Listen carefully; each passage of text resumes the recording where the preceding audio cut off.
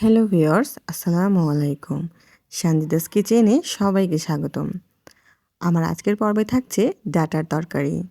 গরমকাল চলে এসেছে, তাই গরমকালের একটি সবজি নিয়ে হাজির হয়েছি। আজকে দেখাবো মজাদার ও সুস্বাদু ডাঁটা আলু দিয়ে তরকারি। এখানে দেখতেই পাচ্ছেন আমি ডাঁটাগুলো কিভাবে কেটে নিয়েছি ও আলুও কিন্তু পিস করে নিয়েছি। এটা আমি পানিতে ভিজিয়ে খুব ভালো করে ধুয়ে নেব।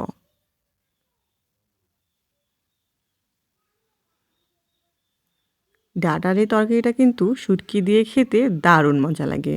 আপনারা এটা অবশ্যই ট্রাই করবেন, খেতে সত্যি অসাধারণ। এটা রান্না করলে মাছ, মাংস কিছুই লাগবে না। এটা খেতে এতটাই অসাধারণ। এখানে আমি দেখতেই পাচ্ছেন পেঁয়াজ, কাঁচামরিচ, রসুন দিয়ে একটু ভেজে নিচ্ছি তেলে।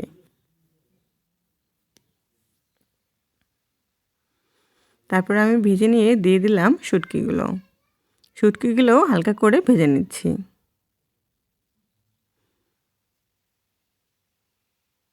এখানে দিয়ে দিব হলুদের গুঁড়া, স্বাদমতো লবণ,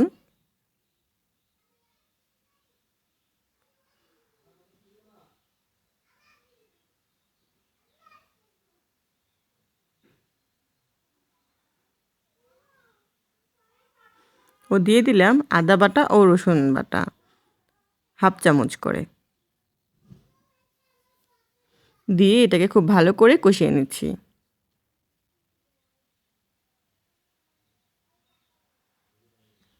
শুটকিটা আগে থেকে কষিয়ে নিলে কিন্তু এটা খেতে খুবই মজা হয়।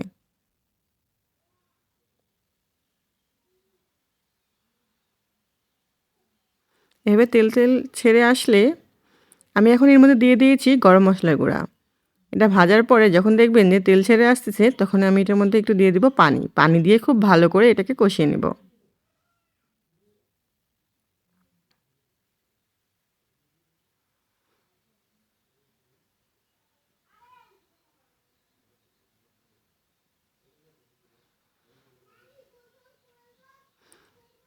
পানি দিয়ে খুব ভালো করে কষিয়ে নিতে হবে।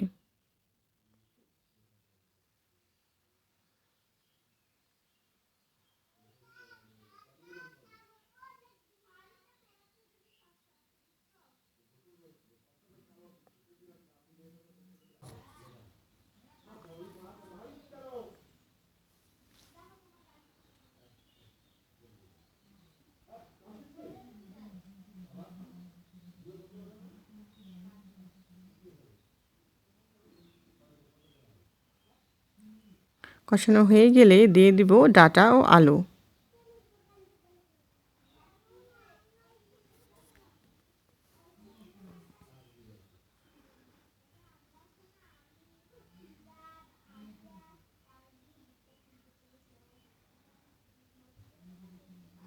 এখন এটাকে ঢেকে আমি পানি ঢেকে রান্না হওয়া পর্যন্ত ওয়েট করব। এটা কিন্তু প্রথমে পানি দেওয়া যাবে না, এটা থেকে পানি বের হবে।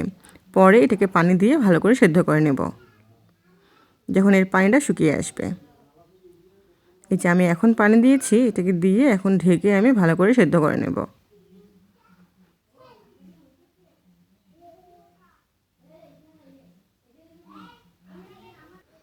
এখানে টেস্ট করে নেবেন যে লবণ ঠিক আছে কিনা। এটা আমার হয়ে গিয়েছে, আমি ঢেলে নিয়েছি। দেখতেই পাচ্ছেন, দেখতে কিন্তু অসাধারণ হয়েছে, খেতে কিন্তু দারুণ মজা।